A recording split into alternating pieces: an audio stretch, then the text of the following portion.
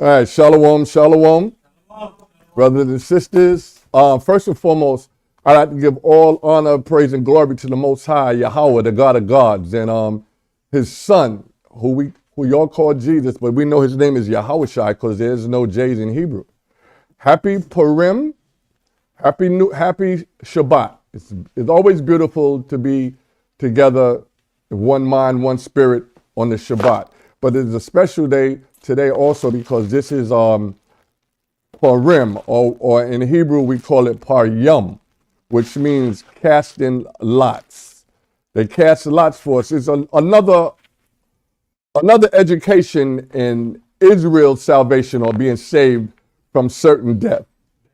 But before I go into the class, it's an honor to be here, and it's always good to be among brothers and sisters like-minded. But just to give a little inspiration, I want to go to Psalms 23.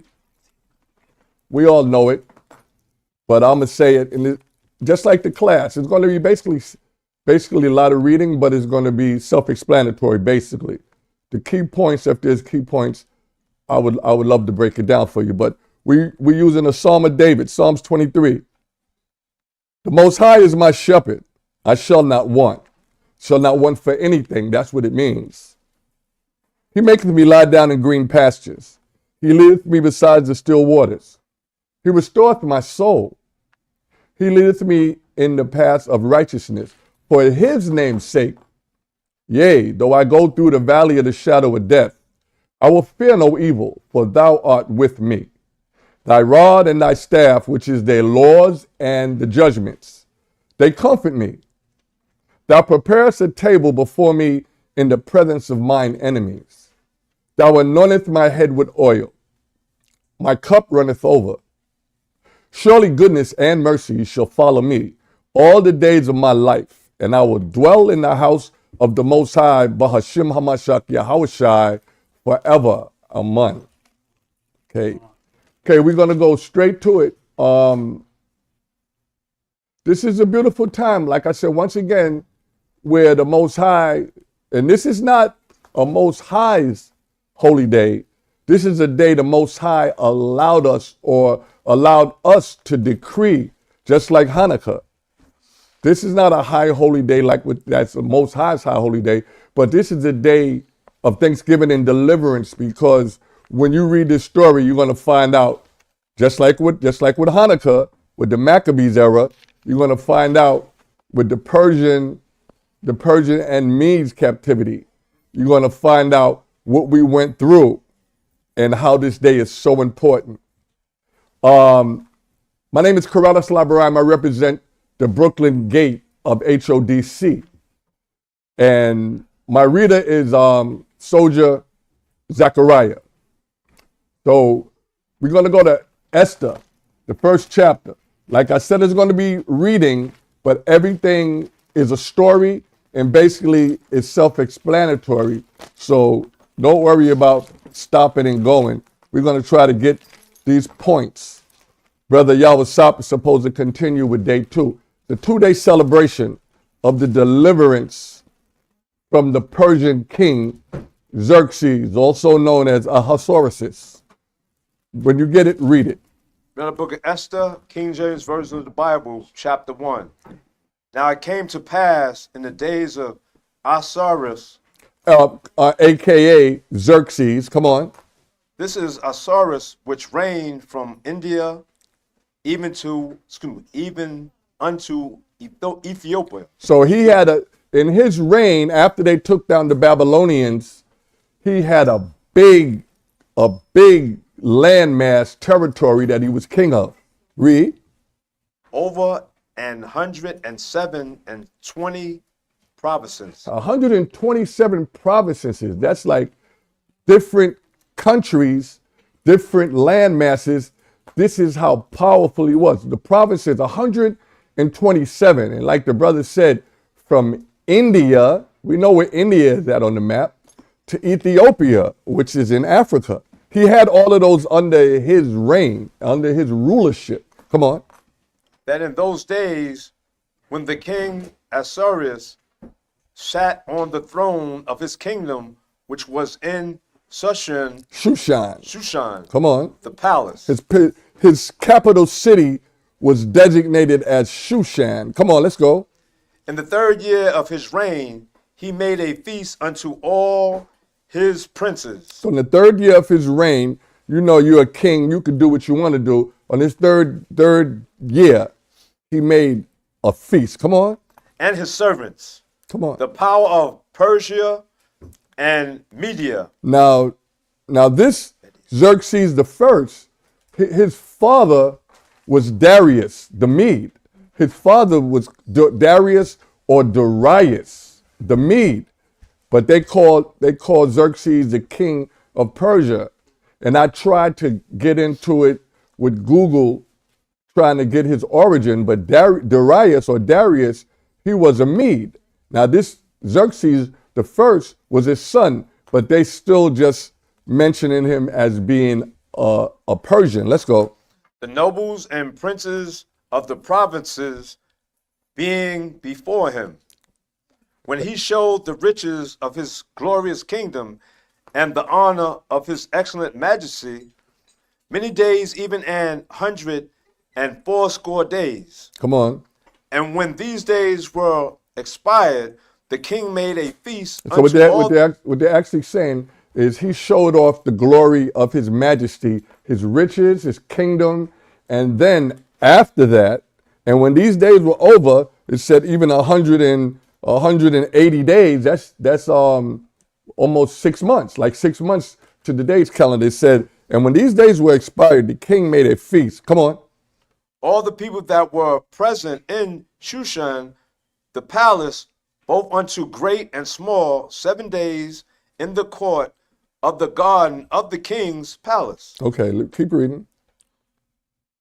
Where were white, green, and blue, hanging fastened with cords of fine linen, and purple to silver rings and pillars of marble.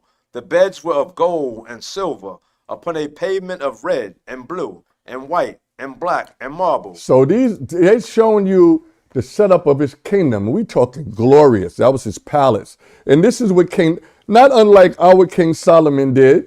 So, but this is a Gentile or a heathen showing that they learned from Israel, basically about the beauty and the glory of a kingdom. Babylonians did it too. The Babylonians had a glorious kingdom. But when we talk about Nebuchadnezzar, just moving away a little bit, we talk about Nebuchadnezzar when you talk about that tall statue of desolation. That statue, the gold head of that statue was the Babylonian Empire. That was Nebuchadnezzar in his head. Now you're coming down to the Persians. The Persians were the brass, or what's another name for brass? Bronze. There you go. It was the Bronze Kingdom. So now the kingdoms, as they're coming up to our day, the kingdoms are getting basically weaker with the glory. Go ahead. Huh? And they gave them He was the silver? Oh, okay. He was after the bronze. No, it's gold. There you go, right? I should have remembered from the Olympic days. You're absolutely right. My bad, I'm Salakia. He was the silver, which is right after the Babylonian Empire, because as a matter of fact, they took the Babylonian Empire down. They took them down because of Nebuchadnezzar. He made fun of the Most High's golden. It was the Most High's personal gold dishes, forks, and knives, not the king's. They went into the treasury and took out the Most High's things, and they made mockery of it. And in that same night, the Persians took them down. And a feast. Was having a feast, drinking wine out the Most High's cups, eating out with the Most High's forks and knives. And the Persians came and took them right down that same day. That's Daniel. I was going to go there, but I'll just, as self-explanatory to keep it moving. When the hand started writing on the wall, it was over. And that's the term, you see the writing on the wall? Yeah, your time is done. So now we're getting back up to 480 AD. We got Xerxes in control. Israel, all they did was trade one master to another master. They was traded from Nebuchadnezzar. Now they traded to Xerxes and the Persian Empire. This is approximately 480 AD. Let's go. No, BC. And they gave them drink in vessels of gold, the vessels being diverse one from another, and royal wine in abundance, according to the state of king. According to the riches or the financial status of the king. Come on. And the drinking was according to the law. None did compel, for so the king had appointed to all the officers of his house, that they should do according to every man's pleasure. Every man's pleasure, but remember they said according to the law. Now, Xerxes, or as a services, whoever you want to call him, same person, he was a fierce king of fierce continents. So that's why they said he allowed them certain things, but they didn't play no games with him. But like with almost every king, you can't cross a king. You got to do right by the king, or it's off with your head. Let's go. Also Vashti. Who? Also Vashti. Who? Also Vashti. Okay. Underline that name. It's very important. Her name was Vashti.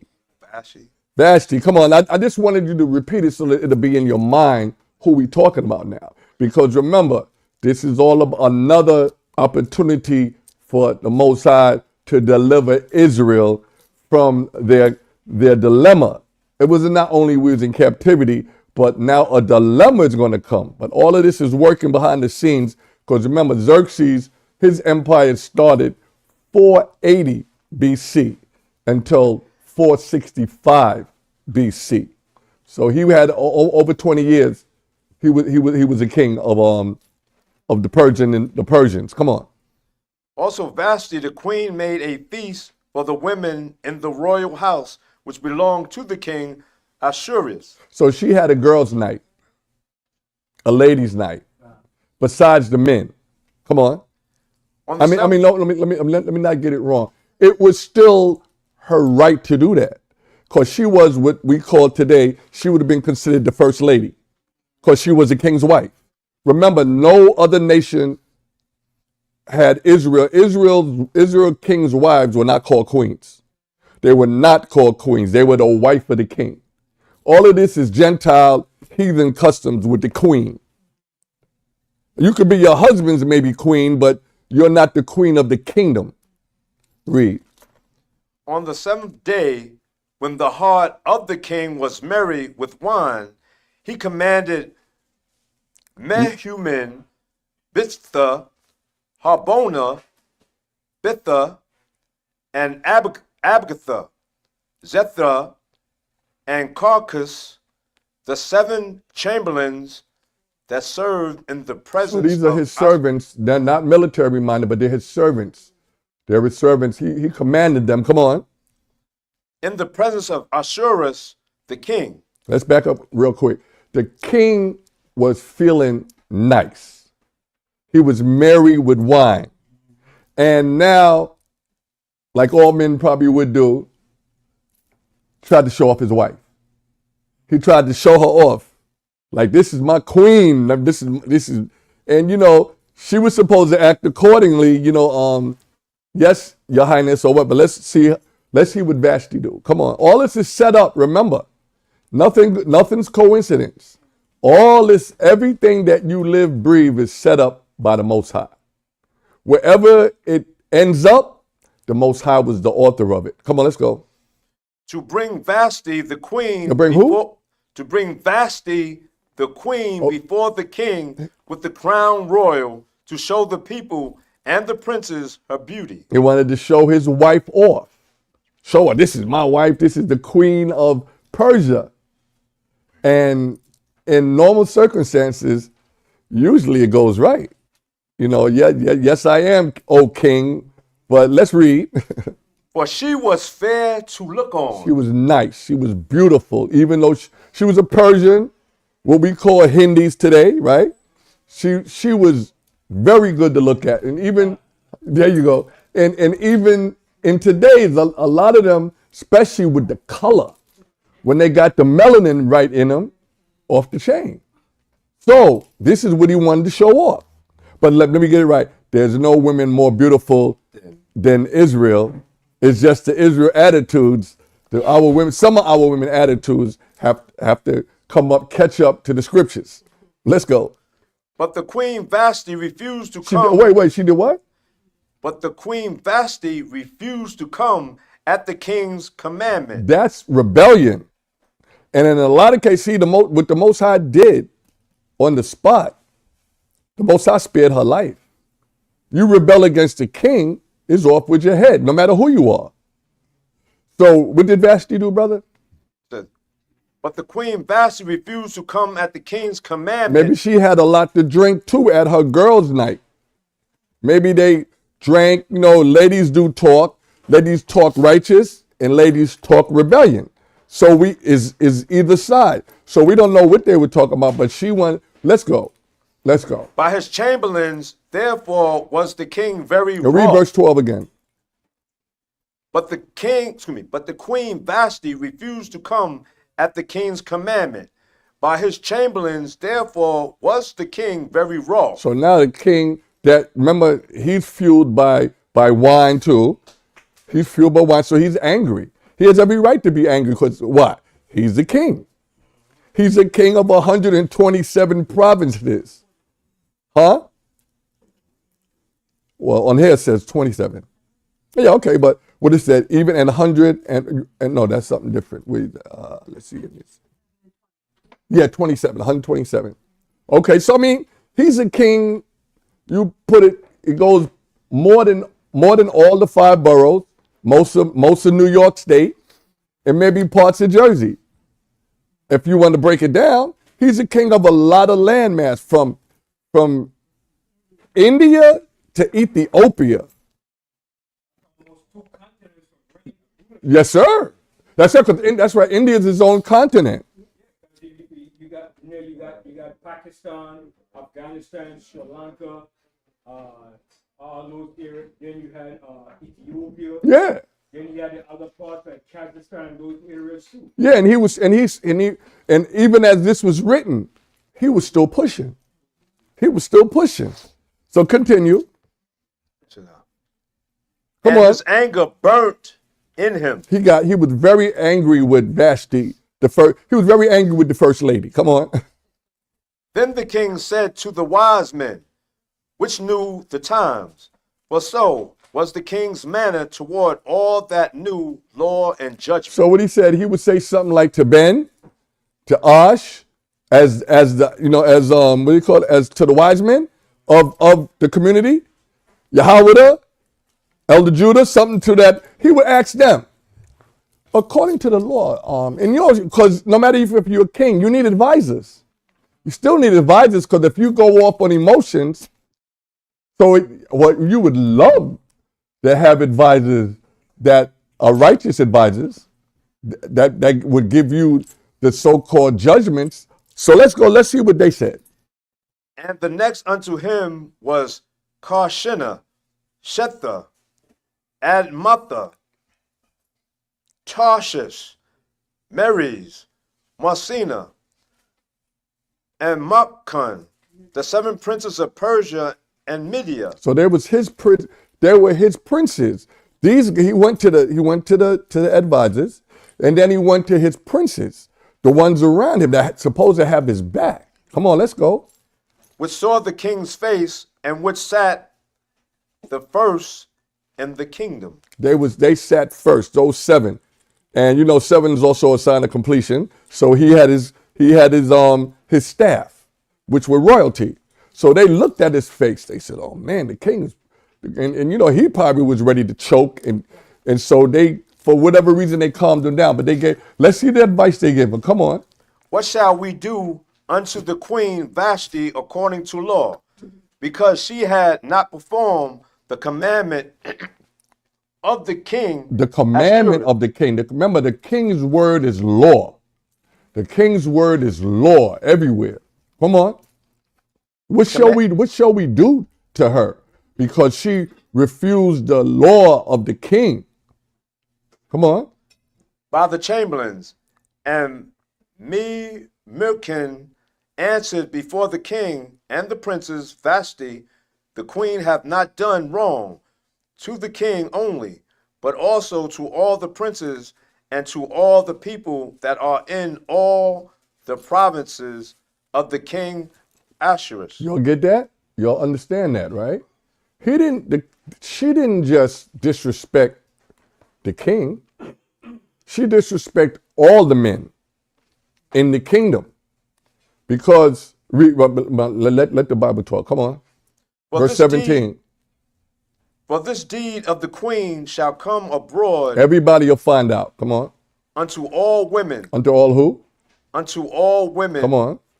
so that they shall despise their husbands in their eyes. And they would take their own liberties against the king. Well, the queen did it. The queen did it to the king. I could do it to you. So my question, I'll ask the brother and I'll ask the sister. I know the majority of us read this story before. It's a beautiful story, and this is how we keep it in remembrance in generations. So I just ask. So what does Purim means to you? What does it mean to you? Anybody? Caledonia. What does Purim mean to you as a nation? Knowing what you know from the story, what does it mean to you? He was saved from the lot of, the which is them doing lots to say who was going to be slaves, and at the hands of Haman who built that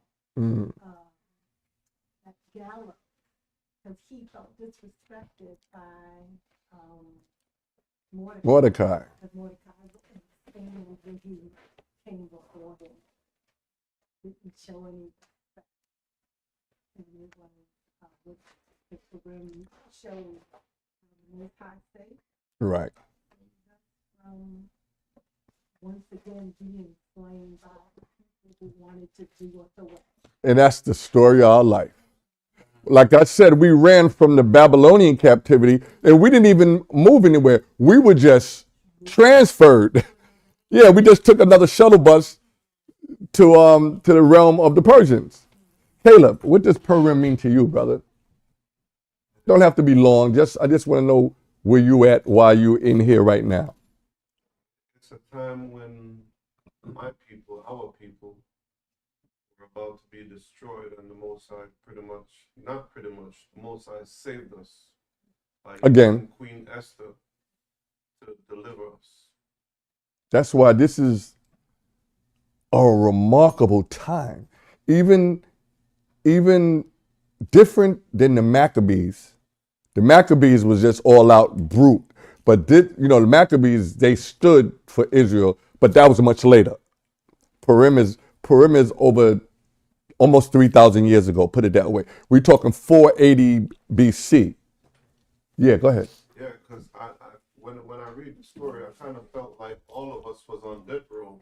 Yeah, well, that's what it is. Like Sister Caledonia said, that's the pur part. We were already dead. They was just passing out like who was going to kill who. It was a wrap. It was a wrap. And once again, the Most High God of God just sent who he needed to send to do what she needed to do. She married a heathen, a Gentile, to deliver her people.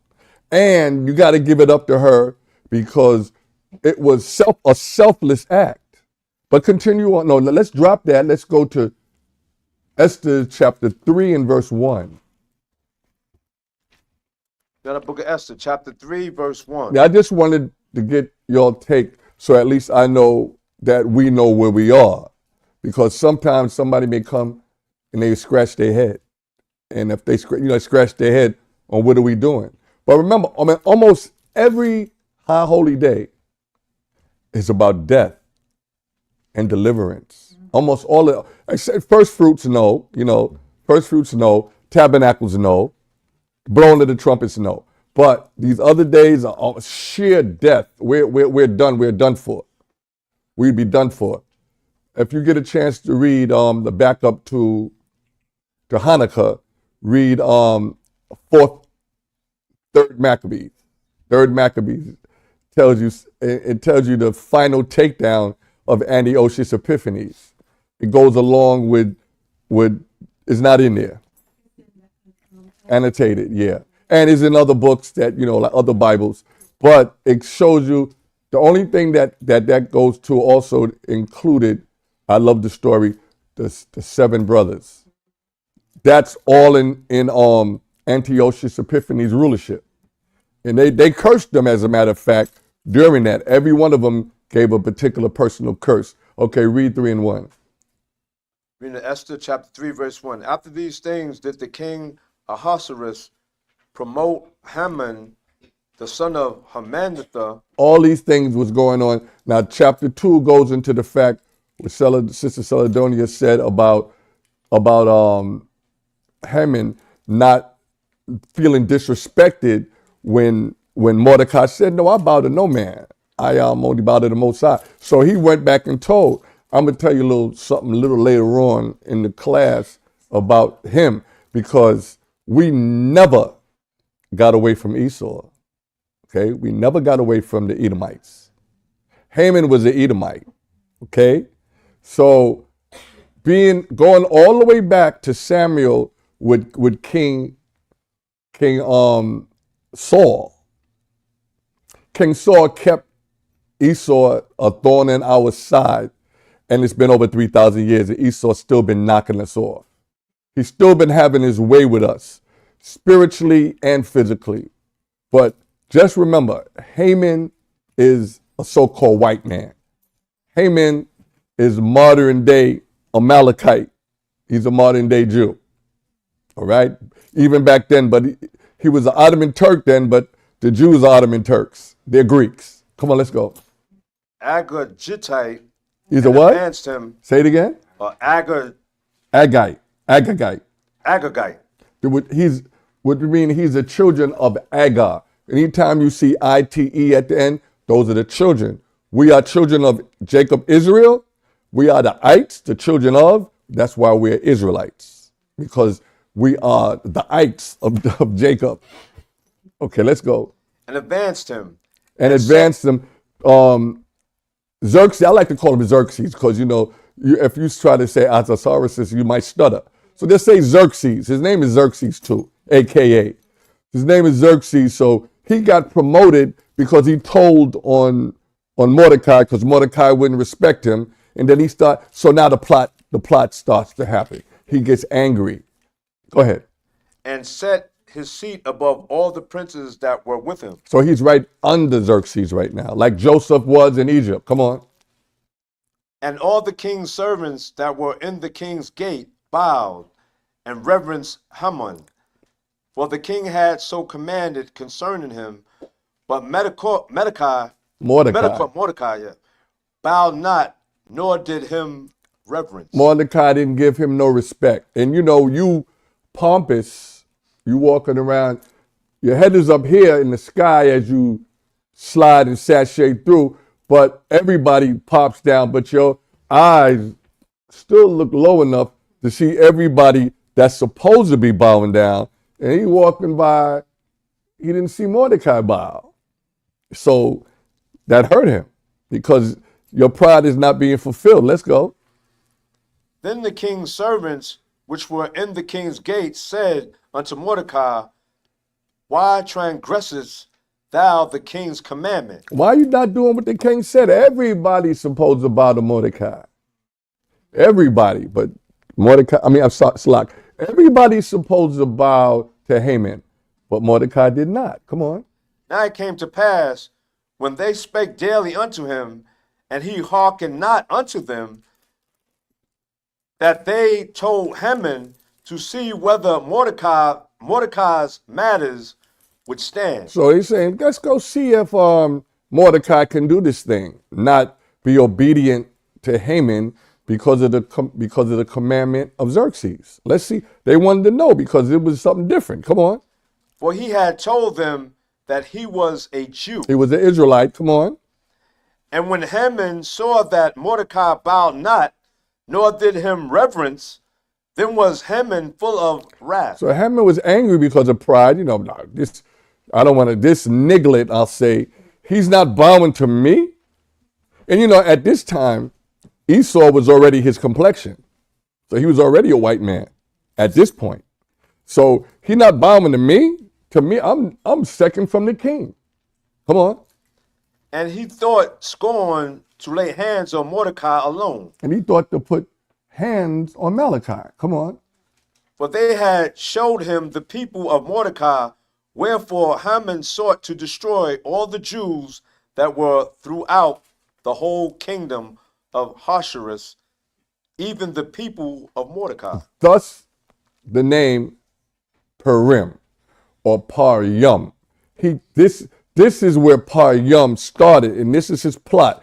Remember I told you, if you like to write it down, Xerxes' rulership was from 485 BC to 465 BC. But in between that time, 470 AD is when Haman started this plot right here, the plot of Purim, 470 AD. Come on. In the first month, that is the month Nisan, in the 12th year of King Ahasuerus, they cast Pur. And cast, that is go ahead, tell it what it is. the lot. The lot. They cast lot. How are we going to kill these Israelites? So now our die is cast once more. They're going to destroy the Israelites. And who is it? Your older twin brother, Esau, a.k.a. Haman, a.k.a. the Agagite. Come on. Before Haman, from day to day and from month to month to the 12th month, that is the month of Adar. Now that's where we are right now. According to the Persian calendar, this is the month Adar, or the 12th month. This is the last month of our year. So see, they wanted to start off our new year killing us because we was keeping our holy days. Even in captivity, we were keeping our holy days, at least the ones that wanted to keep it closest to the righteousness, which was Mordecai, which was Esther, which was a lot of the Israelites. Yes, man? Yeah, I want to say something too, because we're not in spring yet. No? Okay, we're still in the winter season, and I see certain Israelites keeping the Passover. Right?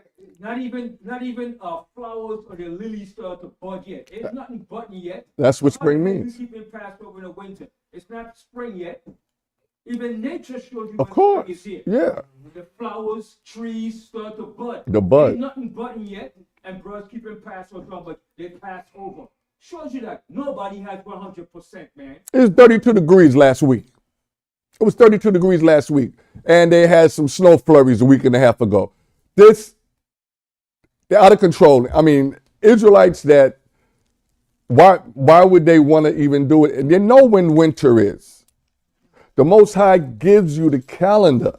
He gives you the date. He said, when things spring forward, Abib, that's my new year. Now, it may be chilly in the first week or so of our new year, but that doesn't make it not a new year. You will see, maybe like our year, this year starts on March the 30th, sundown, which is April. They say April 1st. No, I don't think, is it 31 days in March? Okay. All right. Well, anyway, still. Yeah, it's still, because, you know, it's, Easter usually have when the spring equinox come in. Yeah. March 20 or 21st. That didn't even come in yet. no, not at all. And they announce it. Spring is approaching. And they announce it. So what Israelites think they could do a Passover even before the spring, even before the new year. That's people that's caught up in their own lust for power, lust for knowing all. Yes. And they're also reading the book of Jubilees.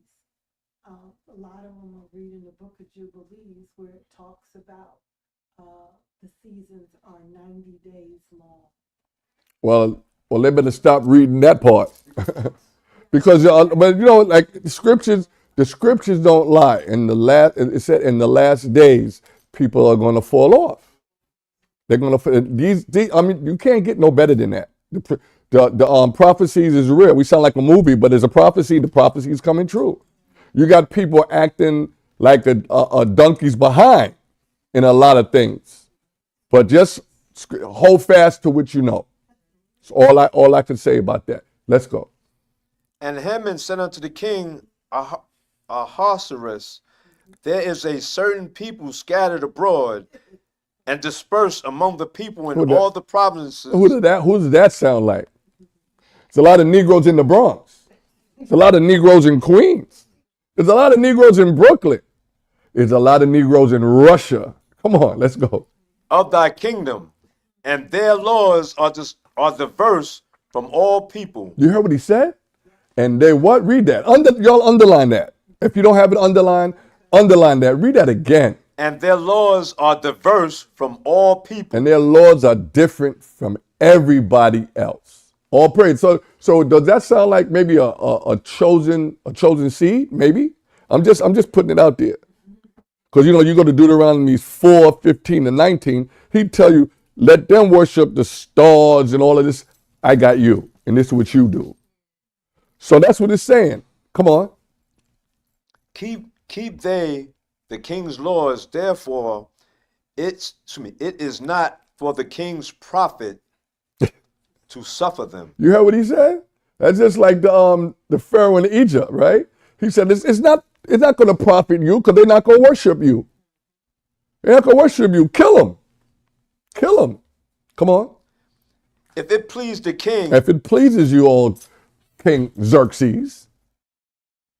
Come on. Let it be written that they may be destroyed.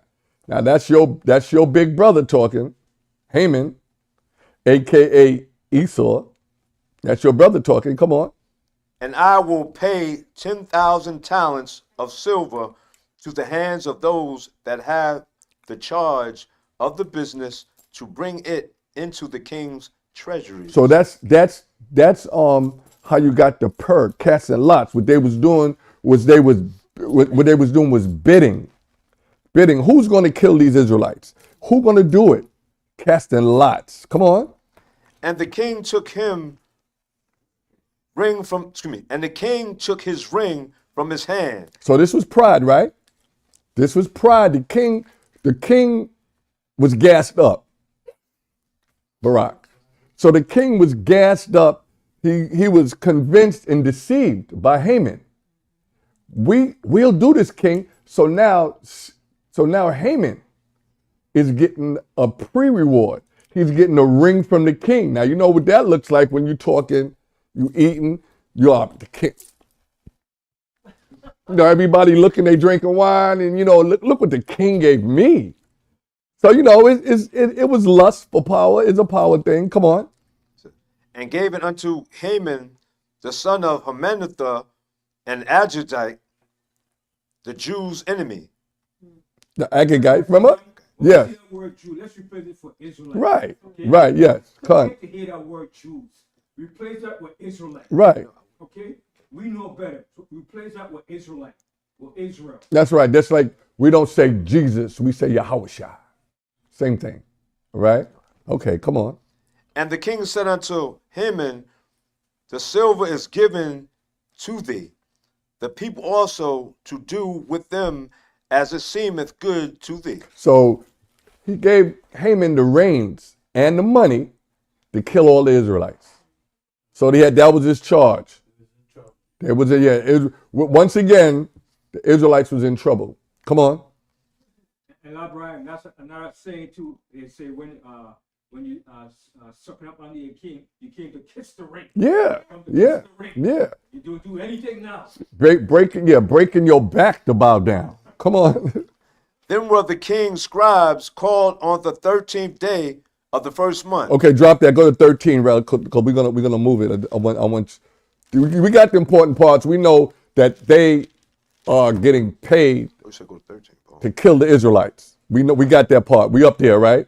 We're on the same page. Let's go. Go to verse 13. Verse 13. Yeah, it says, and the letters were sent by post into all the king's provinces So to everywhere destroy. the king, because it's letting you know, we were basically throughout all the provinces, 127. So all the letters were sent, posted. See, outside, boom. You know how you got the billboards? modern day billboards, it said posted. That's like, it was a billboard, kill the Jews. Or kill the Israelites, I'm sorry. Kill the Israelites. And you're going to get some money for it. Come on. To kill and to cause to perish all Israelites, both young and old, little children and women, Remember, it said no regards, right? No regards. Kill that old lady, kill that old man, kill the baby. Come on. in one day. In one day. Come on. And remember, this is the 13th day.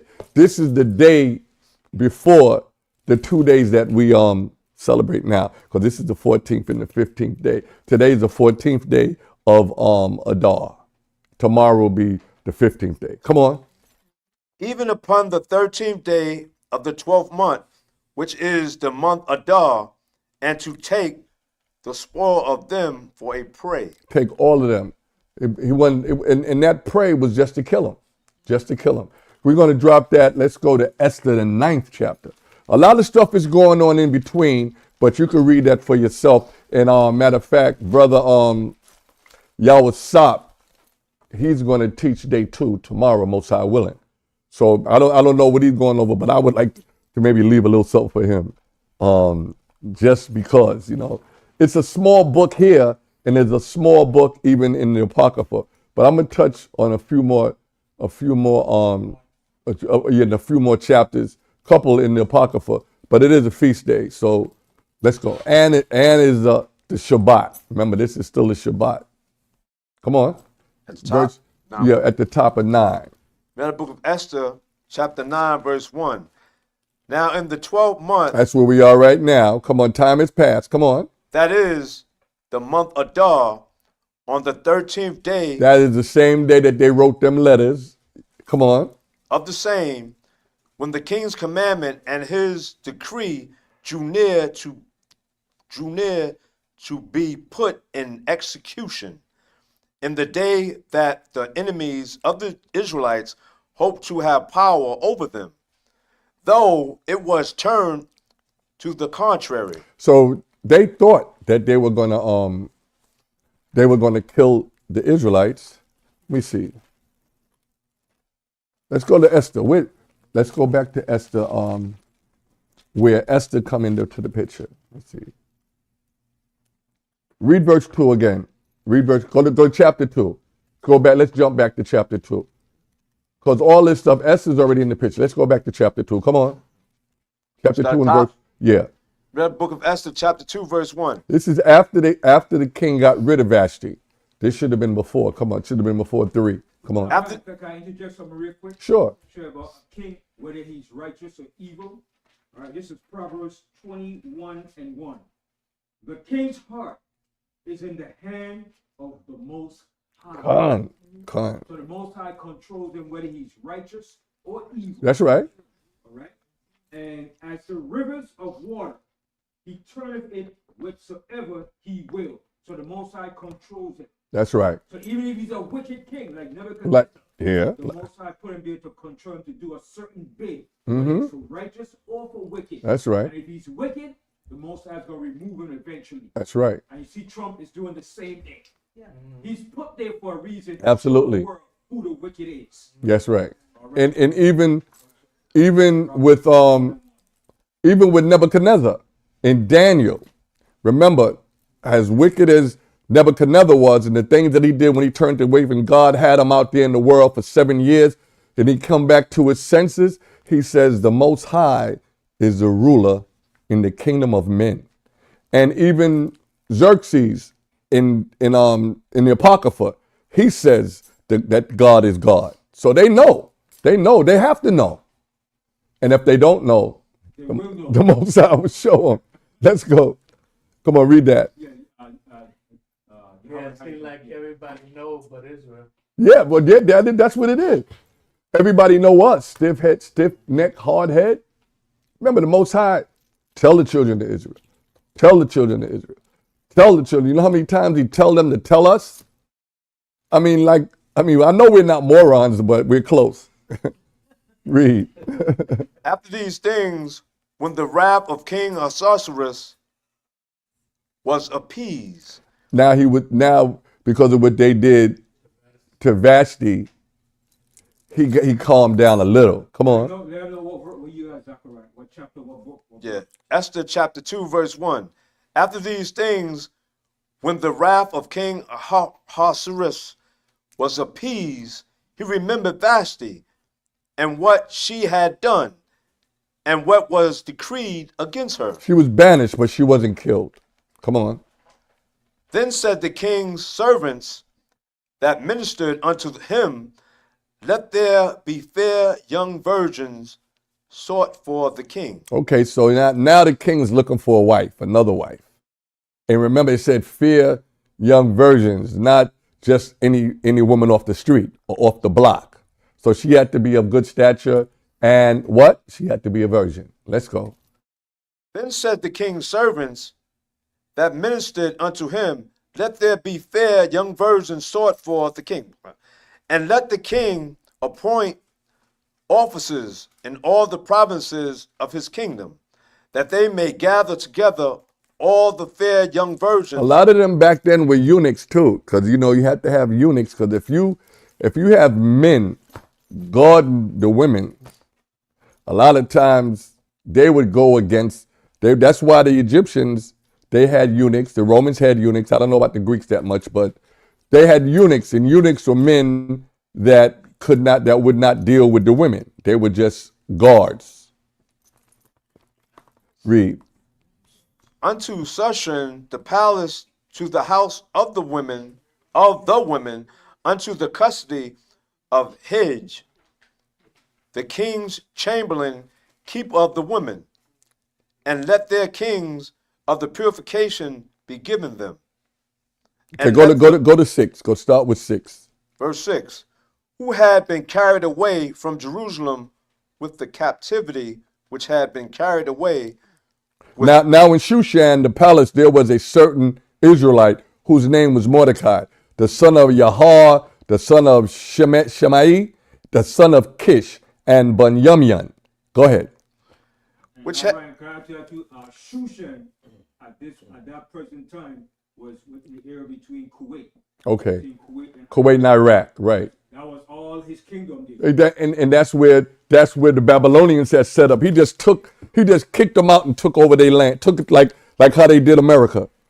He took over their capital. Shushan was Nebuchadnezzar's spot. So he just went in and never left. Come on, let's go.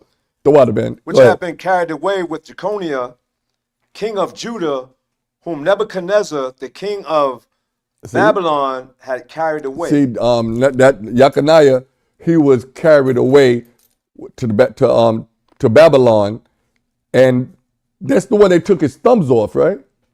And he ate, and they fed him. He was a king. They killed his sons, and then they burned his eyes out.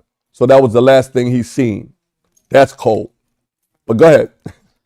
And he brought up Hadassah. Hadassah.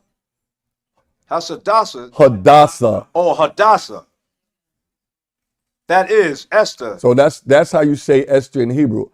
Hadassah. Come on. His uncle's daughter, for she had neither father nor mother, and the maid was fair and beautiful. Just like Vashti, right? He said fair and beautiful, but we know Israelite women are the best looking women in the world. It's just an attitude problem, some of them. That's it. There's no, if y'all are the mother or living, right? Y'all are Eve. And the Israelite brothers is Adam. So y'all the mother of all living. Adam is the king of the world. Let's go. From Mordecai, when her father and mother were dead, took for his own daughter. So Mordecai took her under himself. And Mordecai was a very righteous man. So we have to know Esther or Hadassah was very righteous and very, very non-serving herself. She grew up the way she should, a woman, Israelite woman, or I don't even want to go say Israel, the way a royal princess is supposed to grow up. That's what she did. And she was God-fearing. You know she was. Let's go. And Esther is just the Persian name. Okay. Right? That's the Persian name. Okay. All right. So we had the captivity name, and Hebrew Israelite name. Just like today, We have the government name. The same thing, government name, captivity name. right? Captivity That's name. it. Absolutely. Come on. So it came to pass when the king's commandment and his decree was heard, and when many maidens were gathered together unto Shushan, It's a bunch of women, I guess of all nationalities, and even maybe a lot from Israel too, because remember, 127 provinces. This is like a beauty pageant of 127 provinces. Come on. the palace to the custody of Hagiah, that Esther was brought also unto the king's house, So to you- the custody of Hagiah, keeper of the women. So And- he was what you would call, like the person that keeps the women in order to a certain extent, and oversee them. But I'm sure he wasn't by himself with all those women. So he must have had to have staff as well. Come on. And the maiden pleased him, and she obtained kindness of him. She obtained kindness of the chamberlain. Come on. And he speedily gave her, her things for purification. So he gave her the things she needed to do to make herself ready and presentable for King Xerxes. Because remember, he's looking for another wife. Come on. With such things as belonged to her, and 7 maidens, which So were she had her own staff. She had 7 maidens with her to help her get ready for the king, because she pleased the chamberlain. Come on. which were meet to be given her out of the king's house. So come on. And he preferred her and her maids unto the best place of the house. So he gave her of the women. best dwelling place in his house as she was getting ready for her purification. Come on. Esther had not showed her people nor her kindred, for Mordecai had charged her that she should not show it. So the way this is going, Esther, she was being anonymous. They did not know her nationality at the time. Mordecai told her just to, hold back off of that. Come on. And Mordecai walked every day before the court of the women's house to know how Esther did He was checking on her. Come on. and what should become of her. Now, when every maid's turn was come to go into King's sorceress, after that she had been 12 months, according to the manner of the women. So she was purifying herself for a whole year. Come on. Getting herself ready, soft, smelling good. Come on. To the manner of the women, for so were the days of their purifications accomplished, to wit 6 months with oil and myrrh, and 6 months with sweet odors, and with other things for the purifying of the women. So other things, but you see what it says? 6 months with myrrh, and 6 months with other sweet oils. One of them had to be frankincense, because frankincense is sweet.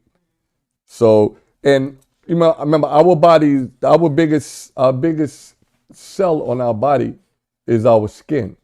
So everything gets absorbed. Anything on your touching your skin is going to absorb. So you're getting these oils for 6 months. You're going to walk around and smell a room up. Sometimes like the way they put these perfumes on now. Go ahead, man. Not only that too, she was getting a cleansing. Right. Cleansing physically of the body too. Uh-huh. All right, so that means they have to know about herbs and all Of course. stuff to purify, cleanse the body, Con. proper diet. You know what I mean? Okay. So all that they knew about those. Yeah, they know. We came on this side of the Atlantic Ocean and we forgot all of that. Come on. Verse 14, right? Yeah, yes, sir. 13, okay.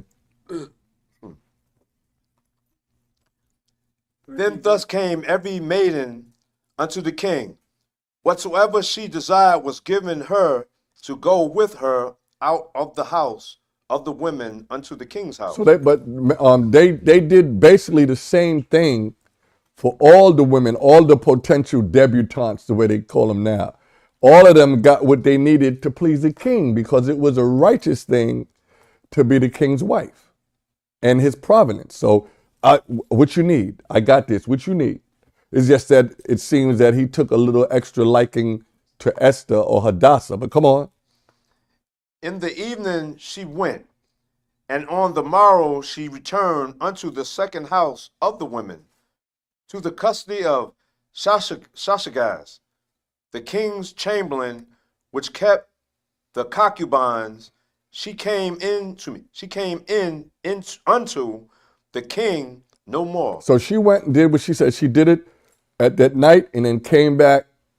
But all of this was still plutonic. It was her trying to impress the king with her dancing or conversation, but it was nothing intimate. Come on, she didn't come back to the king no more. Come on, let's go. She came in unto the king no more, except the king delighted in her, So he liked what he saw. Come on. and that she were called by name. So, you know, that's an excellent thing for a king of a province of 127 to remember your name out of everybody else's name. She must have spiritually put something on him because there wasn't no intimacy here. So, you know, her character, and I guess a year of smelling the smells came up, and the king was just, what he said, delighted. Come on, let's go. Yes, She came no more right, unless he called. right. Mm-hmm. And I just wanted to hit on this, what Carl was saying about the eunuchs. He was saying that Put the mic, so you can hear in the mic drop out. he was saying about the eunuchs that generally a eunuch refers to a castrated man True story. after often employed in royal services.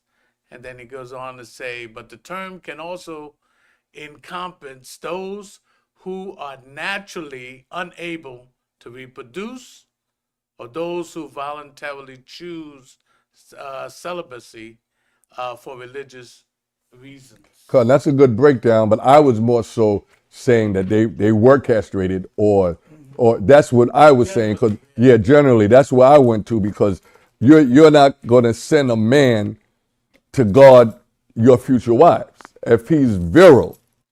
I would they wouldn't do that. You didn't go send a bullet here. That's what I'm saying. So that's why I use eunuch. But the water for that, Rakan. Asha Shabbat Shalom.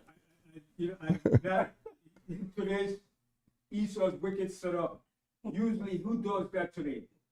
Homosexual. Yeah, I would. Okay, true that. Right. True story. And all the men that deal with women. they True say, story. They're funny men. True story. With the woman. True story. Yeah. They're funny. Yeah. They're funny, you know what I mean? Okay, you're right. They don't care for women. You're right. And with that, let's go back to the BC times. Let's go back to BC. BC can't even play that. No. Yeah. Hell yeah. Yeah. Okay. Now we on 15? Where we at? 15? 14. Are we on 14? Yes, so yeah. I'm gonna read it from the top again to 14. Okay. Out of Esther chapter 2, verse 14. In the evening she went, and on the morrow she returned unto the second house of the women, to the custody of Shashagaz, the king's chamberlain, which kept the concubines. She came in unto the king no more, except the king delighted in her, and that she were called by name. Now when the turn of Esther, the daughter of Abihail, the uncle of Mordecai, who had taken her for his daughter, was come to go in unto the king. She required nothing, but with Haggai, the king's chamberlain, the keeper of the women appointed, and Esther obtained favor in the sight of all them that looked upon her. So everybody looked at Esther. She didn't need nothing extra except what Haggai gave to her. And Esther obtained favor in the sight of all of them. that looked upon her.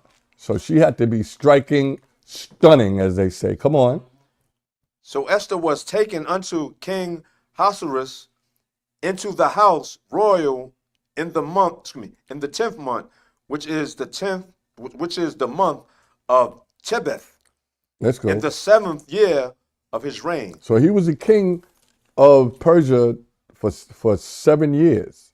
And all of this time went by. Now, months gone by, and we still under those letters, you know. We still under the letters. They still waging war and stacking up men to kill us. So all of this is going on in like this 2-year period. Esther's because it took her a year to get ready, right? So now this is the 10th month. Now go ahead. And the king loved Esther And the king did what? And the king loved Esther above all the He women. loved her above all the women. I know, like years ago when we brought this this event, this day up, Ben would say, "What did Esther do? What did Esther do for King Xerxes just to go gaga?" Let's go. And the king loved Esther above all the women in all the provinces. Come on, let's go. And she obtained grace and favor Same word. Come on.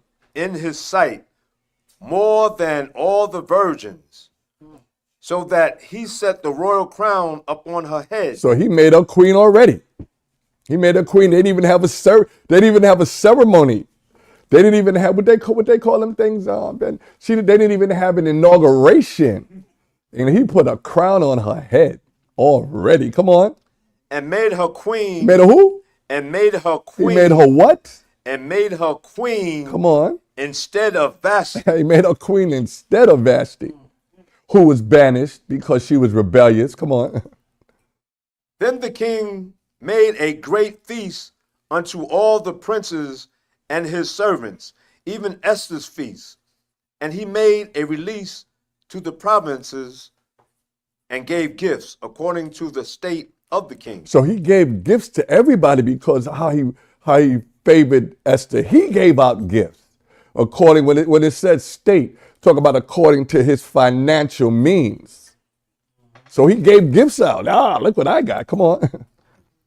And when the virgins were gathered together the second time, then Mordecai sat in the king's gate. So he sat in this place, like you know how he sat in this place where everybody could observe him. You know what they do in Rome when the Pope got something to say, the Pope's in his big window, that's his gate. He's in this window so everybody could love him, pay homage to him. Come on.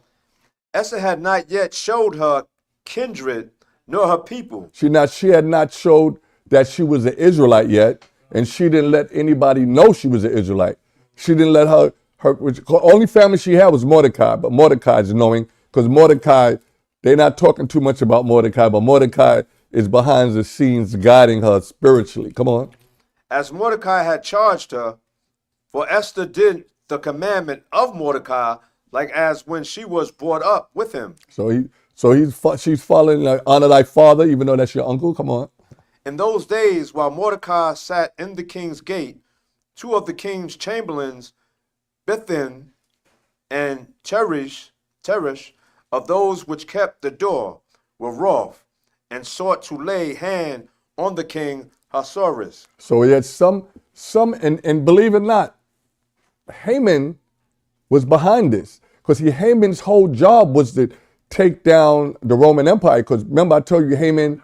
Persian Empire. Oh, I'm sorry, the Persian Empire, right, Ben? His whole job was to get in and take down the Persian Empire. Because remember, I said he was an Ottoman Turk, he was a Greek. So the Greeks are making moves now.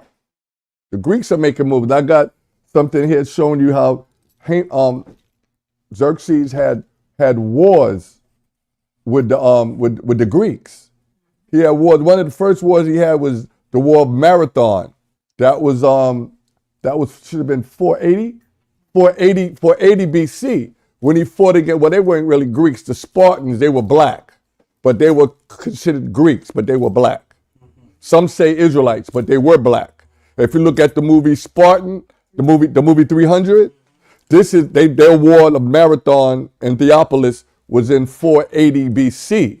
And that lioness and that Xerxes in the movie is who we talking about right here. So that's how we know this is correct. We know the Bible is right because they got it from the Bible. I'm gonna tell you something else. Fred Miller, I had the graphic novel called 300. The graphic novel, everybody in that book was black. They had locks. They had big lips. They was black men. And Fred Miller got on the radio and said, yeah, they told me if I didn't make the people look white, they wouldn't make my movie. So he turned them white. But I still got that graphic novel. And they're all black in there. Leonidas, and even in the Maccabees, Leonidas talking to Onias said, yeah, we are brethren. So you know they're black. So and we could say that they're Israel, but if you look back, we know that Israelites were considered Greeks too. After 70 AD, they ran. They ran as well when they left. Remember, Yahweh Shai said, you got to leave this place.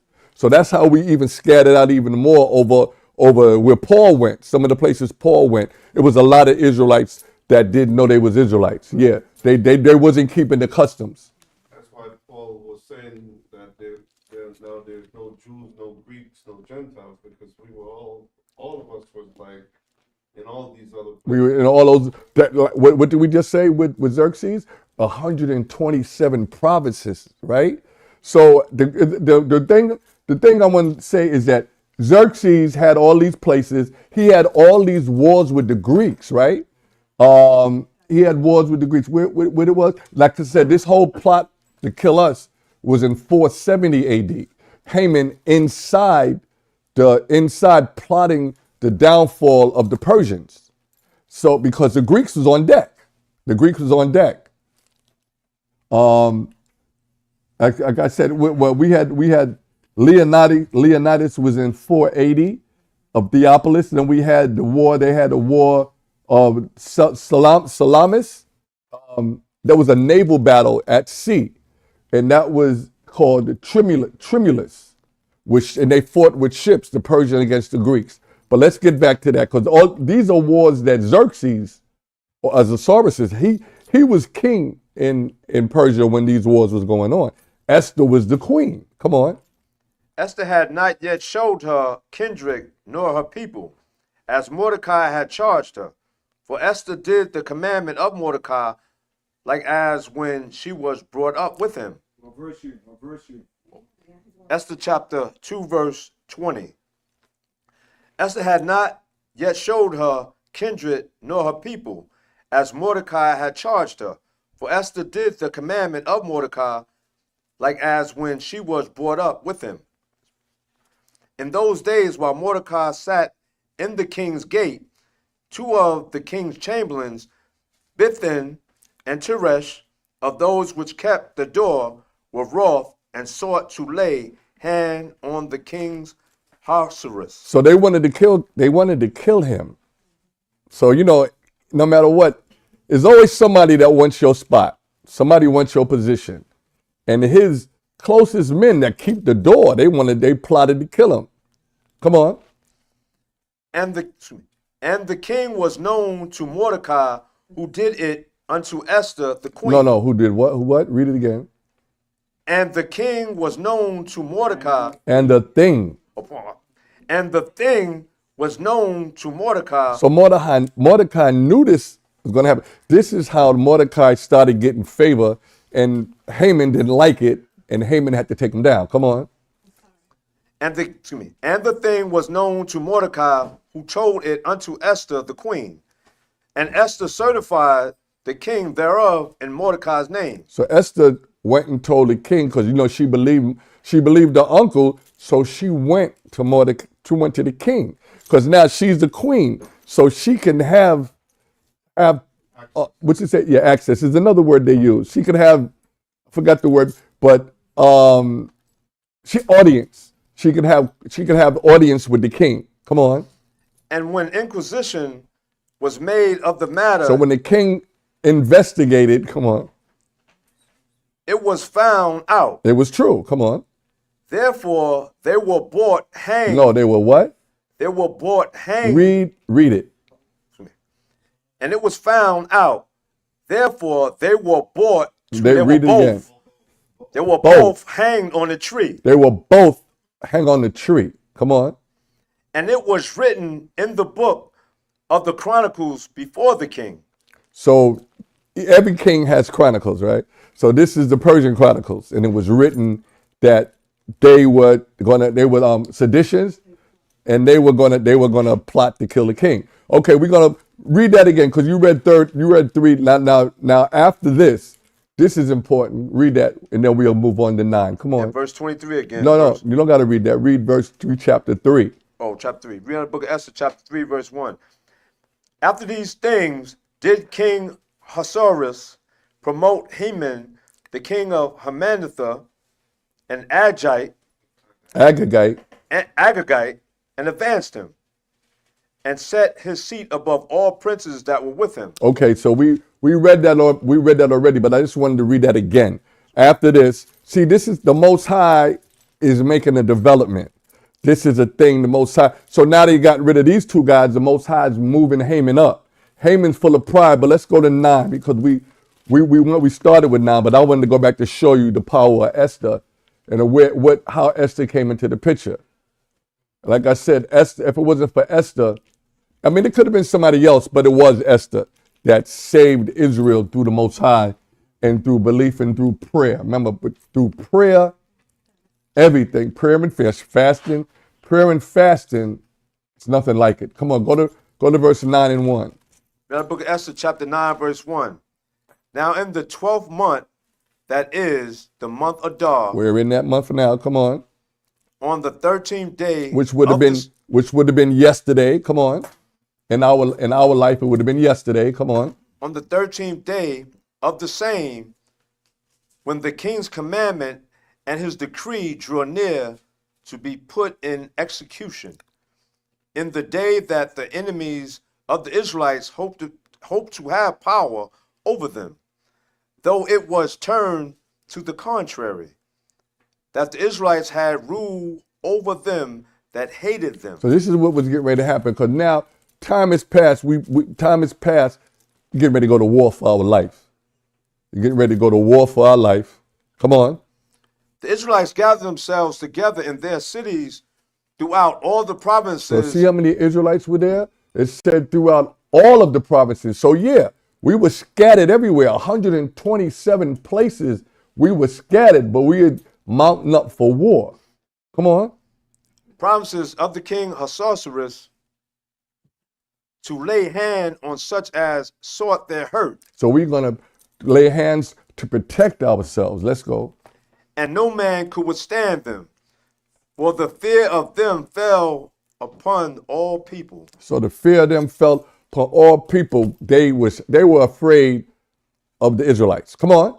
And all the rulers of the provinces and the lieutenants and the deputies and officers of the king helped the Israelites, because the fear of Mordecai fell upon them. Mordecai had moved up, and he was like right next to the king.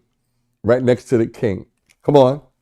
For Mordecai was great in the king's house, and his fame went out throughout all the provinces, for this man Mordecai waxed greater and greater. This is because how he advised Esther to go speak to the king about this other thing, which is Purim. He knew the king understood. But come on, let's read. Thus the Israelites smote all their enemies with the stroke of the sword. Now remember, these are Haman's men, because Haman had his own army too. Come on. And slaughter and destruction, and did what they would unto those that hated them. And in Shushan, the palace, the Israelites showed and destroyed Slew. 500 Read men. that again. And in Shushan, the palace, the Israelites slew and destroyed 500 men. Come on. And Parsha Dantha and Daphon and Asphatha, and Poratha, and Adelia, and Arathatha, and Parmashta, and Arisia, and a Radia, and Vasestha, Vayesiyah. Vazesia. Come on. Come on. This is what's important right now, because they fighting several places all over the place. But verse 10 is important. Come on, because the Israelites were supposed to get hung. That's how that was. It wasn't so much of getting thrust through with a sword. It was getting hung. That was the manner of death that Haman wanted to happen to the Israelites, and that's where you get the phrase "hang 'em high." Come on. The 10 sons of Heman, the sons of Hamandatha, the enemy of the Israelites, slew they. So they killed the sons. Come on.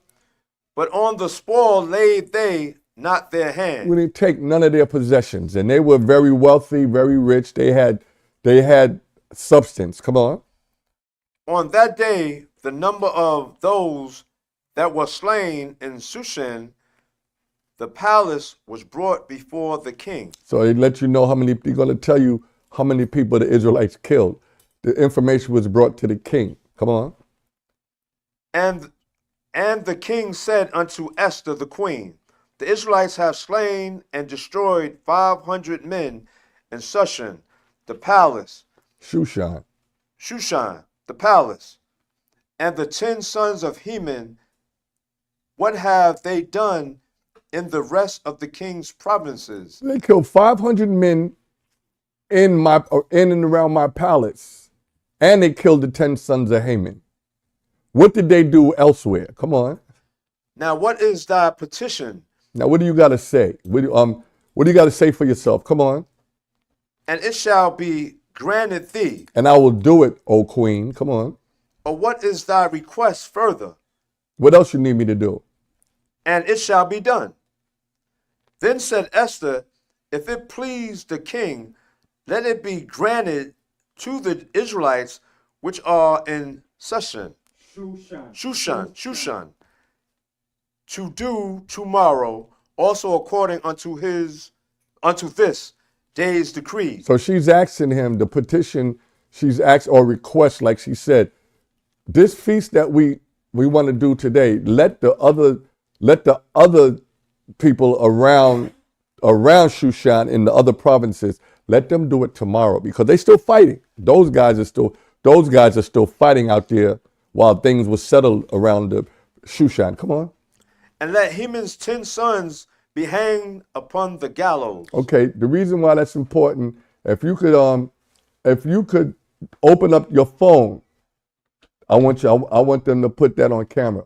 You could give me your phone and open up what I sent to you, because the reason why I really want this, and I'm gonna give it, most I will, I'm gonna give it to Yawasop tomorrow. I had the picture of what they do in Borough Park.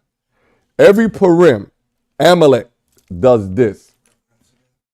Put it to the messenger. Yeah, give it to me. I don't know if they would see it. Can they see that, Yahweh? Could that be seen? Or no, it's too small? All right, well, let me stand up for a moment. See that? Yeah. You see it? Go down. Okay, there you go. All right. Now this, read that again. Read it again. What? Read it again. What I'm saying? Where? Oh, where it says- Read the scripture. Yeah. And that was what verse? Verse My man. 20. You were 13. 13. Oh, 13? 9 and 13. Oh, 13, yeah. Read the book of Esther, chapter 9, verse 13 to 12. Then said Esther, if it please the king, let it be granted to the Israelites which are in Shushan to do tomorrow according unto this day's decree. Oh, this guy. Okay. Go ahead. Thank you. And let Haman 10 sons be hanged upon the gallows. Okay, so This is what was supposed to be done to the Israelites. Hang them in the gallows. But Esther turned the tables on them, and Haman and his 10 sons, they were hung. And it says Purim in Borough Park. So Amalek know who they are. They know they're not the real Jews of the Bible. They know they're not the real Jews. They do this, and they're probably doing it right now. Whereas they commemorate their father, Haman, and his 10 sons. So they know that they're Amalekites. They know they're Greeks. They know they're the Ottoman Turks. They know they're not the real Jews of the Bible, because otherwise, because the Israelites, remember, the Israelites did not get hung. The Israelites didn't get hung. The tables were turned. When I first saw that a few years ago, I was like, what? Because they know who they are. And they know they're practicing fraud. They know they're Haman's sons hanging. It's a memory that they have. It's like they're in remembrance of their fathers, because it's still a shame and a hurt that they're going through right now, because the tables were turned on them. And you know, when Clint Eastwood and the Cowboys, it's hang 'em high. Hang 'em high. That's what they wanted to do to us. The Most High turned it around. Okay. Yes, sir. I'm gonna say this as a prophecy. This is gonna happen to a lot of your politicians when the people wake up and see what's going on. Oh yeah. They're gonna hang these politicians up high. Remember Treachery. what Hitler did to his homeboy Mussolini? He hung Mussolini right up in the town square. This is like, just like the scripture said, besides the crucifixion, what the Romans did, if you didn't get thrusted through, you were hung. And they hung you to make you a spectacle. Even like Spartacus, he was hung on the streets of Rome, right? He was hung on. So this is what they do. But I just wanted to, and tomorrow, Most High will, you'll have the picture of your own. I brought it and I left them home. But that's why I'm glad that, Zachariah let me use his phone. But that's an important thing to let you know that that those particular Jews, which are Amalek, they know they are not the Most High's children. They know this to be so. And like we used King Saul when he should have got rid of Agar. Go to Genesis 27 and 41, because this is the beginning of that lifelong hate that Esau has with us. Your elder brother, your older brother. Come on. Now the book of Genesis, chapter 27, verse 41. Remember, it also started with Cain, but Cain's face was turned a little leprous. He wasn't the total completion of what Esau is today. Come on. And Esau hated Jacob. Esau hated the so-called white man that hated the so-called black man. Come on. Because of the blessings. Because of the blessing. It's the only reason why. It's not your skin color. So it had nothing to do with hating you because your skin color. It had nothing to do with that. He hated him. Why? Because of the blessing. Because of the blessing. Life everlasting. The inheritance of the earth through Hamashiach Yahushua, Christ, who we call Yahushua. Y'all call him Jesus. But let's go. Were with his father blessed him. And Esau said in his heart. Esau said in his mind, and he think about it all the time, even up to the day, 3,500 years ago, up to today. Come on. The days of mourning for my father are at hand. Remember, Isaac was a so-called black man too.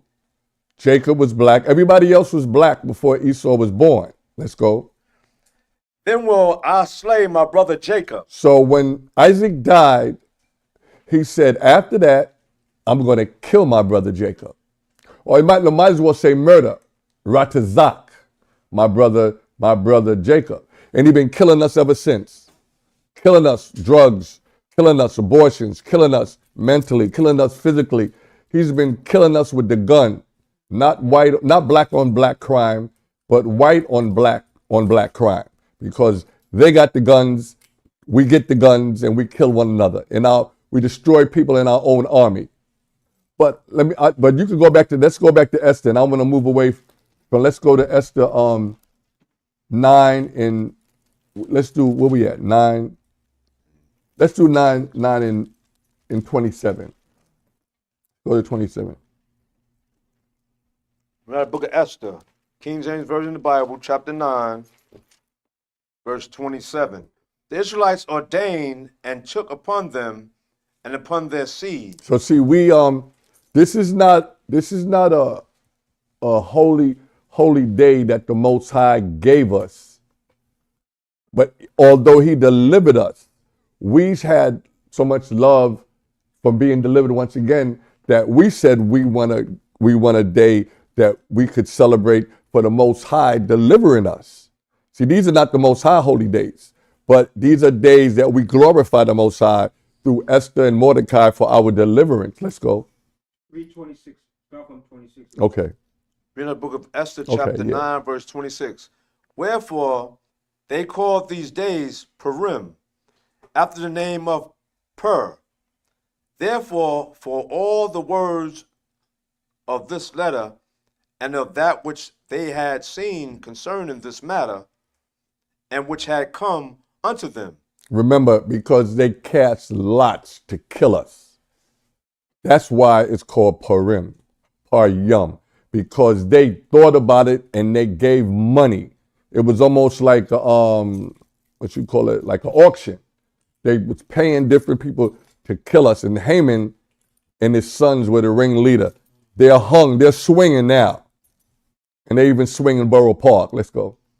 The Israelites ordained and took upon them, and upon their seed, and upon all such as joined themselves unto them, so as it should not fail, that they would keep these 2 days according to their writings, and according to their appointed time every year, and that these days should be remembered and kept throughout every generation, every family, every province, and every city, and that these days of Purim should not fail from among the Israelites, nor the memorial of them perish from their seed. So this is what we're doing, and we're doing the generations. Now my children and their children and your children and their children's children should keep this all the days that we are still here.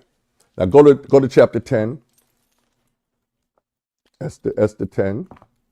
And this is only, let's read 1 and 2.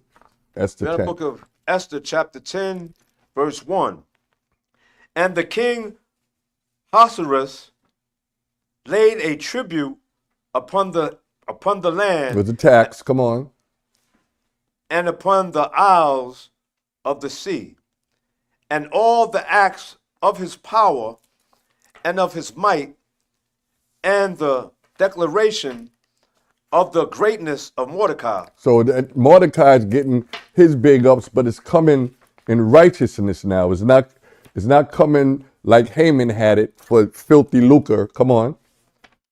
Whereunto the king advanced him, and they not written in the book of the chronicles of the kings of Mordecai of Media. Mordecai is an Israelite, and he's in the book of the Persian and the Medes. That's great when another nation can uplift you and then even put your name in the book, like how Pharaoh took Moses' name out of the book. Xerxes put Mordecai's name in the book. So it stands forever in Persian lore. Let's read. Kings of Media and Persia. For Mordecai the Israelite was next unto Ahasuerus, and great among the Israelites, and accepted of the multitude of his brethren. So his brothers and the sisters, they loved him and they respected him. Remember, it was actually him who persuaded Esther to even get involved, to have an opportunity. Esther prayed and she fasted for the nation. of Israel. That's why the Most High guided her to be beloved by Xerxes. And she even would use deceptive tactics on Haman too. But read the story. The story is fantastic. But all the stories of deliverance for our people is fantastic. Drop that. Go to 14, Esther in the Apocrypha 14:1. We'll wind it down because there's a lot of scriptures, but it's just we're here to celebrate as well. Purim, casting lots. Ezra 14:1. No, I said Esther in the Apocrypha, chapter 14 1. Yeah. and 1, yes. It's actually the rest of the chapters is called. You gotta always touch on that. Read verse 1 because now we're going back because some of this, it says chapter 14 here, but it's somewhere between 6, 7, and 8 in the Bible. A recap. It's basically a recap. Come on, read it. We're in the book of Esther and the Apocrypha, chapter 14. 14 Chapter and 1. 14, yeah, chapter 14, verse 1. Queen Esther also, being in fear of death. So she was afraid for her life, even though, because, like I said, having audience with the king is almost like a hook or crook. You say the wrong thing, or you might say the right thing the wrong way, but you could still die. So she was in fear, even though she was fearing of the Most High. Like us, if we come up against the powers that be here, sometimes you could feel a little uneasy. Even though you're God-fearing, fearing the Most High, you still have people right in your face that does have the hand to take your life. Even with the Most High instructing. Come on. Esther also brought up.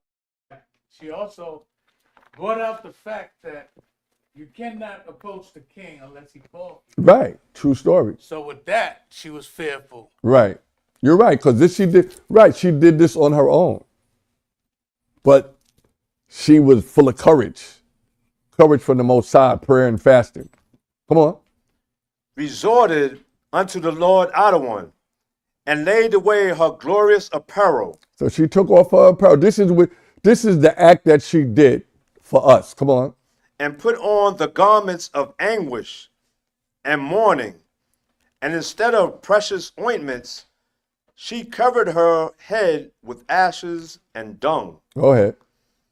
And she humbled her body greatly. Humbled herself greatly because she's coming before the king, but she's making application, sublimation. She's asking for requests. Come on. And all the places of her joy she filled with her torn hair. And she prayed unto the Lord Adonai, Most High Power of Israel, saying, O my Lord Adonai, thou only art our king. So she was married to the king of Persia, but she recognized who the king of creation, the king of the world is. Come on. Help me, desolate woman, which have no helper but thee.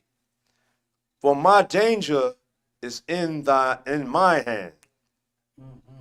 Her danger because she's afraid of the king. And even though we pray to the Most High, that's why we always gotta say, Most High will. She knew her death was in her hands. It was in the Most High's hands, but she was taking death upon herself to go before the king. So this is why she's trying to she's making an application in the supplementation, prayer and fasting, so that maybe Most High willing, the Most High will turn Xerxes' heart to not turn his heart just to listen to her request on the behalf of Israel. That's a lot. That's a lot. Come on. From my youth up, I have heard in the tribe of my family that thou, O Lord Adonai, tookest Israel from among all people. You see how she said in the tribe, it wasn't no mixy thing back, you stayed with your tribe. You learned from your tribe. You knew your 12 tribes, but you stayed and you basically learned from your tribes. Come on. And our fathers from all their predecessors, Predecessors. for a perpetual inheritance. So see, for a forever inheritance. She knew that. She was taught that. Esau knew that. That's why Esau wanted to kill us. She's telling you, come on, through prayer. Let's go. And thou hast performed whatsoever thou didst promise them. And he's made it come true. Who messed up? We messed up. We're the ones that messed up. So let's stop blaming everybody else, even today. We're the ones that messed up. We dropped the ball on living good. We dropped the ball on salvation. We dropped that ball. That's why the Most High sent Yahushua to bridge us back. We did it. It's our fault. Nobody could do nothing to the Most High's people unless we open the door. Like Cain opened the door when he rebelled against the Most High. Satan right there waiting on you. Come on. And now we have sinned before thee. We have sinned. We have generationally. Let's go. Therefore hast thou given us into the hands of our enemies. So don't let nobody else say anybody did it on their own. It's telling you, letting you know, the Most High gave us up to our enemies because we became an enemy to the Most High. Let's go. Because we worship their gods. We did what? We worshiped their gods. Christmas, we did what? We worship their gods. Easter, we did what? We worship their gods. Halloween, we did who? We worship their gods. We worship their gods. That's what we do. Because we didn't want to we didn't want to worship anything that we can't see, we can't touch. We don't like that. We want to see stuff. We want to follow stuff. Let's go, brother. O Lord Adonai, Oh, Most High God, go ahead. thou art righteous. The Most High is the only one righteous. Let every man be a liar in whatever they do. Come on. Nevertheless, it satisfieth them not that we are in bitter captivity. It didn't satisfy us, meaning that we still don't want to turn back to do the right thing. And we said bitter captivity. And she wasn't even in the 400 years that our generations had went through. And she said that was bitter. You know why it's bitter? Because captivity, no matter what, is bitter. We weren't supposed to be those guys. We wasn't supposed to be those people in captivity. Never, ever. Most High said, let you taste this. Come on. But they have stricken hands with their idols. We stricken hands praying to the idols. We just shaking our hands praying to the idols. Even our most wisest king fell, Solomon. Come on. That they will abolish the thing that thou with thy mouth hast ordained. So we abolished all the, what your pork chop preachers say today? You don't got to keep the Sabbath. The laws are done away with. We did what? Repeat that. It said that they will abolish the thing that thou, that they will abolish the thing that thou with thy mouth hast ordained. We abolished that. We don't got to do the Sabbath. We don't have to do the Sabbath. No, let's worship baby Jesus in the winter. Happy New Year, January 1st. Abib is the new year. The new year is between March and April. We abolished that. They say April Fools. They laugh at the true people that keep the spring, but they want to worship a new year in the dead of winter. When everything is asleep. Happy New Year. You know? But go ahead, because we're finishing up here. And destroy thine inheritance. Destroy our inheritance. Because every time we follow the nations, whatever nations, not just the so-called white man. Every time we follow Islam, we follow Hindu Buddhism, we follow Christianity. what we do is we turn our back on our laws, our culture, our inheritance. Drop that. That's the serious prayer. You can finish that prayer. Well, let's go straight to 16 and 10. Well, this is the last run. 16, oh, same book. 16, Chapter 16, verse 10. That book of Esther, in the Apocrypha, chapter 16, verse 10. Now we're talking about Haman now, so we're closing up with this to let you know who he really is, okay? Come on. For a meaning, Amen, Amen, a Macedonian, a Greek, a Edomite, a heathen, come on, the son of Amandatha, Hamathia, it just didn't have the H, Hamathia. it just don't have the H on it now, but it's the same person. being indeed a stranger from the Persian blood. So this is Xerxes talking. He's a stranger to the Persian blood. He's a infiltrator, because this is the start. This is coming into the start of the Greek Empire now. Because remember, the Greeks took down the Persians. Come on. And Haman was the segue, or he thought he was the segue, but come on. He was paving the way for Yeah. He was the segue for them. Come on. And far distant from our He's goodness, far distant because he was a deceiver. He was a deceiver. Come on. and as a stranger receive of us. He was a stranger, but they did receive him, but he was a stranger. The only person that found out his purpose was Mordecai and Esther. They found out his purpose. That's why he had to go. Come on.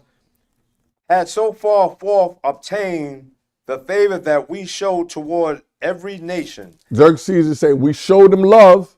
We brought him up. I gave him a ring. Come on. as that he was called our father, Come on. Which means he was beloved. Come on. and was continually honored of all men. And they continually honored him. It said pride puffers up, or knowledge puffers up. Favor also puffers up. Where is that? The Ecclesiastes, where it said, that's Ecclesiastes 7, where it says 7 and 7. Oppression makes a wise man mad, but in gifts destroy the heart, right? Gifts destroy. Let's go. Continue. Verse Keep 11. up with me, bro. Had so far forth obtained the favor that we showed toward every nation, as that he was called our father, and was continually honored of all men. Drop that. Go to 13. Verse 13. Having by manifold and cunning deceits All of these plans and schemes he had to deceive Xerxes. Come on. sought of us the destruction, as well of Macedonius, Mordecaius. That's another way for Mordecai. who save our life. Let me read that. Having by manifold and cunning deceit sought of us the destruction, tried to kill the Israelites, as well as Mordecaius, who saved our life. See, Esther was important, but they're putting that, they're exalting Mordecai, who saved our life and continually procured our good. He was continually looking for the well-being of us as a representative of our good, as also of blameless Esther. Esther was blameless. Partaker of our kingdom with their whole nation. For by these means he thought, finding us destitute of friends. We had nobody in our corner. He's trying to say. So if we had nobody in our corner, what happened? Esther married Xerxes. So now we got one of the greatest kings in that time to be in our corner. He was our friend till the end. He granted us these 2 days that we celebrate through Esther, through Mordecai, through the Most High. To have translated the kingdom of the Persians to the Macedonians, because the Macedonians, they were coming. That's what said, they're outside, they were coming. Who translated the kingdoms? The Most High is a ruler in the kingdom of men. And with that, I'm going to say shalom. Happy Purim, happy Purim. My name is Karada Salabra'ain. I represent the Brooklyn Gate of HODC. Thanks to the reader, Zachariah. Asher Shabbat Shalom. The Sabbath continues tomorrow with part 2 of the day Purim, the day they casted lots. Officer Yawasap will be on that. And so we're at 191 Howard Avenue, Brooklyn, New York. Our Shabbat service starts Friday night, 7 p.m.-ish, and then Saturday, so-called Saturday, 12 p.m. Most High bless you and keep you. And the Most High make his face to shine upon you and be, what, you got something, Ben? Yeah, I just wanted to, from what we just read in the latter part of that chapter in the Apocrypha, that shows you that the Edomites progressive state. It went from the Edomites to the Greeks, to the actually from the Macedonians to the Greeks, and all the way up. Okay. Today, it's still the same people that went under different names. So that's why people get confused as to who the white man is. Right. They went all the way from Esau, promising to kill Jacob, which is the Israelites, through history, all of the Ottoman Turks, from the Greeks, like we said, from the Macedonians with Philip, from the Greeks with Alexander, from the Greeks, to the Romans, to the Spaniards, to the Germans, to the Russians, to the English, to America. Donald Trump's a Greek. Donald Trump is an Edomite. Donald Trump is a Macedonian. And with that, I'm saying shalom.